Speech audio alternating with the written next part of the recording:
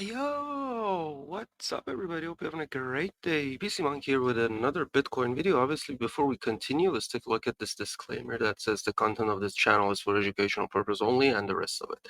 So, no financial advice. Anyway, let's jump into this. So, before we dumped, we did this descending triangle, right? And right now we're doing an ascending triangle. So these ascending triangle, the name as it says, it's ascending. That means we can ascend it back up. But I mean, let's just face it, guys. If you take a look at Dixie, there's a lot of things I want to talk about again today. And the first thing is Dixie, and Dixie's picking back up. Dixie's not showing weakness in the momentum. Okay, so it's picking back up, and I think Dixie will go higher, will go hit around here. And if that happens, then oh my, oh my. But on the same thing on the Dixie, we could see that the RSI is not picking up on this movement to the upside. So you might say like the momentum is lacking a little bit. Okay, but obviously we don't have any volume on Dixie, but right now it looks strong. It's going up bit by bit, and we'll have to see if it essentially breaks 105 into 106. If that happens, then buckle up for a write down. I used to talk about a lot of fundamentals, and that's what we're gonna do today. And one thing I want to show you guys, you guys see all this dump that was happening? If you take a look at the open interest didn't move that much, right? And what had happened is we dropped a little bit, but we didn't drop as much as we dropped in the price. So that makes me thinking that why the open interest is not dropping as the price is dropping. All right, does that mean that the people that are closing their positions or opening shorts or selling, they're opening longs and buying at lower levels? All right, so that's why maybe the open interest is not dropping, or sometimes when we break a level, when we break a huge level, suddenly the open interest drops. So that huge level could be 26K, that huge level could be 25.1. I mean, 25.8 around here, we touched it for a long time. And you guys, if you guys remember, uh, here we could see a lot of touches around this dotted yellow line. Okay, so what I think is after this move to the upside, I think when we touch this, it's gonna just slice through like butter. Now, let's hold there and let's take a look at our fundamentals right now. So the fundamental, let's just take a look at Binance. Bitcoin is still bullish, green, and positive, but the OKX is negative, and some of the exchanges are going into negative, like CoinX, Gate.io, Bybit, and OKX. So it essentially tells us a couple of things. First of all, the shorters are getting more aggressive in the market, and we might see another leg down until Binance goes negative in funding and huge negative in funding. So then we expect a come back, a bounce back. As you guys can see, BTC and ETH after the drop, now they just liquidating all the shorts, all the late shorters, all the shorters that like opened their short at the end of the dump, and they're getting liquidated. And here, as you can see, after that drop, for now, we're talking about Binance only. Let me just take out the 20x and 10 leverages. The 100 and the 50x leverages, as you guys could see, they're getting smaller and smaller. Although we do have a big cluster here, which is around 200 million, worth of 200 million, obviously. And around here is the 15x leverages. Are we gonna go get all of these, or we want to first come and at least come to 26.8 around here, take these levels out and then dump it back down? And I'm at 26.8. You guys keep that in mind. I'm going to show you something on the chart later when we're done with this. Now the next thing I want to talk about is this one, is this big cluster. As we could see right now, and we could see it right here. First of all, the biggest cluster is 213. It's essentially around here, and this is 27.4. And well, if we are about to break 27.3, we're definitely going to go and hit 27.9 at the least, but not with Dixie looking like this. All right, but nonetheless, we could see that there's not much at the bottom anymore. Now, the other thing I wanted to show you guys is the open interest. Now, the open interest, as you guys could see, I'm showing Binance to you, and the first thing is BTC is, and as you guys can see, the open interest is 3.22 billion. So this indicates that we still have some interest in the market in Bitcoin, and that's why we cannot tell right now that we are completely bearish yet. All right, so keep that in mind. Now let's just jump back into this chart here, and I want to quickly talk about Dixie and talk about its movements lately. It has been essentially, as you guys could know, that there's a negative correlation between Dixie and Bitcoin. So that's why right now Dixie is going up and Bitcoin is going down. And keep in mind, Bitcoin really, I mean, Dixie is not against Bitcoin, all right? But Bitcoin essentially, gets volatile when Dixie gets volatile. Now, you guys remember I was doing this bull flag here, and then we talked about it, how it, happens, how it, what it did, and all. But today, when I was looking at it, I was like, maybe this could be a descending broadening wedge too. Although we passed the pattern, but we like to be accurate on the patterns that we have. So right now, I've changed this to a descending broadening pattern or descending broadening wedge. These wedges, they usually tend to go down, all right? But we could see that right here, we found the support after trying to come down. And this is a 3-hour candles, as you guys could see. So the momentum to the downside was not as much to the upside. You see, this momentum was huge, and then right here it dropped, like it dropped back, and then it picked it back up. So this indicates that maybe Dixie ain't coming down anytime soon. And if that's about to happen, if we're about to hit this, oh my God, we're finally gonna see some catastrophic drops happening. Hopefully. I mean, the bears were waiting for. Now, one more thing I want to talk about is VIX. VIX is picking up on volatility, guys. Volatility index, when this one picks up, definitely something's about to happen in the market. Today, Friday, mark my word, don't mark it, but I think something's about to happen on the market, and it's going to be a volatile day. All right, so be prepared and buckle up. And usually on these volatiles, I always put my SL and everything else and the tank in my position. Now let's get back into this chart. Everything that we talked about is still the same. That's why I'm not gonna go into a 20 minutes video. Obviously, you guys not gonna be interested if I make a 20 minutes video every day, are you?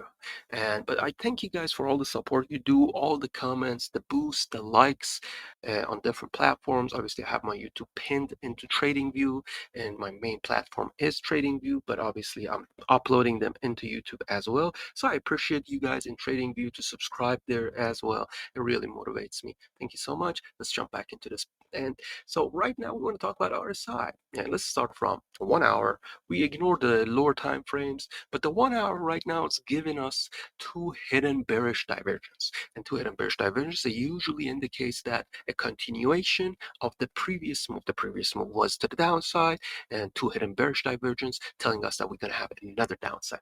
Now, keep in mind, guys, that to the downside, okay, the clusters that we saw on the liquidation is not as much. Okay, there are some around here, all right. We could just see it's 71 million here, there's 77 million here, and a little bit more. You guys obviously could see it on CoinGlass, Pro Future Liquidation Heat Map. It's kind of free, so you don't have to worry about the money. But we could see that there are some lying around there. So maybe Bitcoin wants to clean that out. Obviously, keep in mind, right now we exited this ascending wedge. Probably when I upload the video, we will know what happened to this ascending wedge.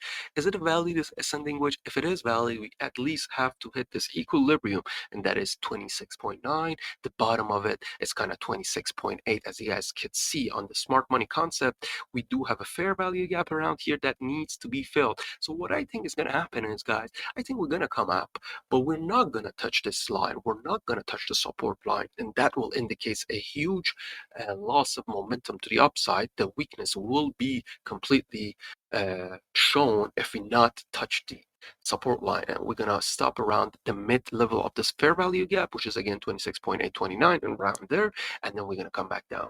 And if that happens, that depends on the timing of that happens. If it happens before NY market open and then we come and sweep the lows again, essentially 26k, there is still a huge amount of orders there.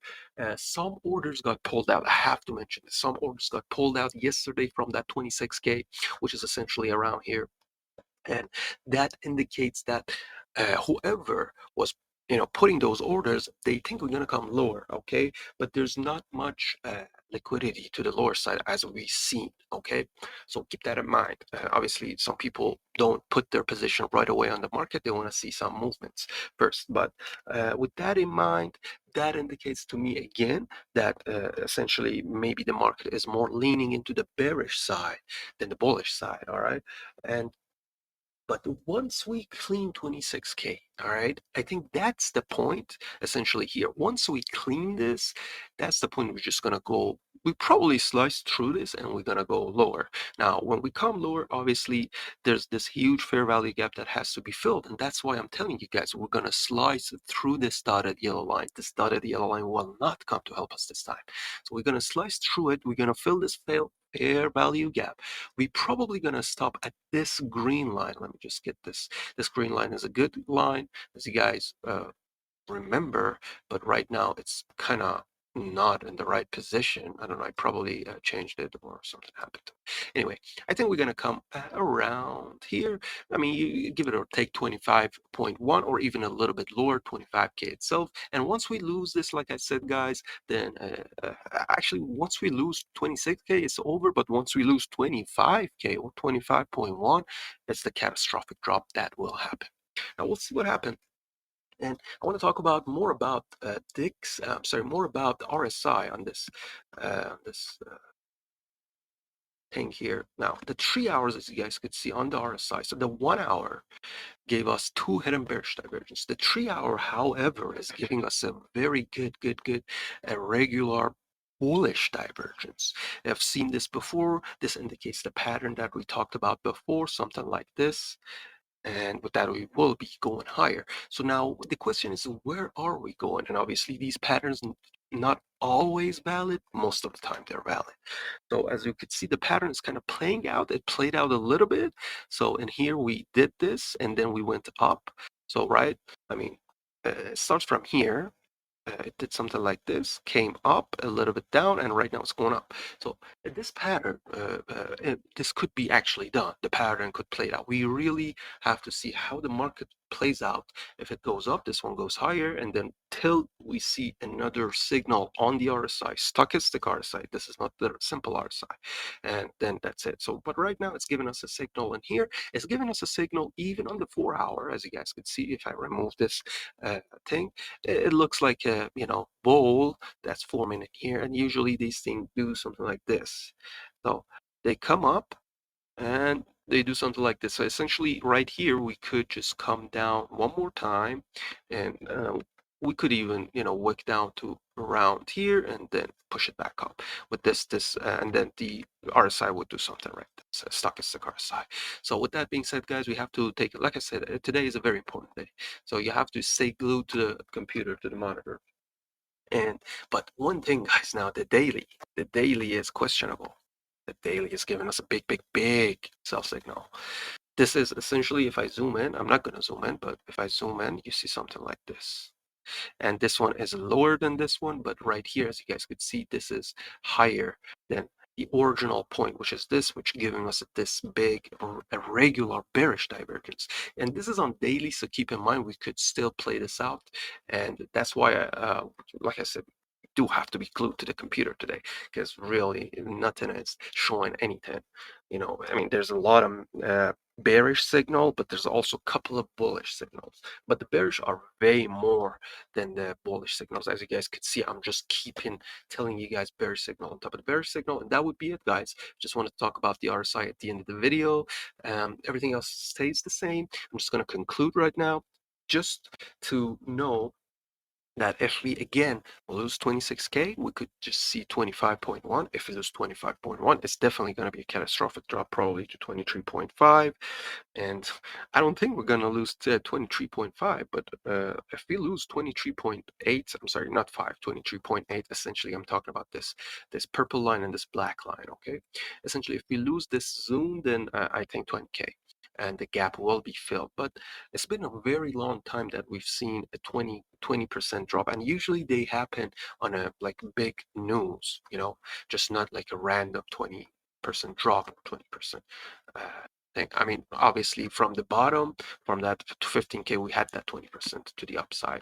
We'll see if that 20% comes. I mean, if we get a 20% drop, every bull will be demolished, and there's not going to be any more bullish sentiment in the market. We have to keep that in mind. And the market makers don't just want to do that. They want to, bait the longers, bait the shorters, make the most money they can out of both sides, and then decide which side is the best for them, not for obviously the retailers, which is us. And again, we went into 15 minutes. I wanted to end it at 5. I wanted to end it at 10. Thank you guys again for everything. Thank you guys for the support. And please like, subscribe, and do everything else that motivates me. Thank you so much. Have a nice day. Stay safe. Bye-bye.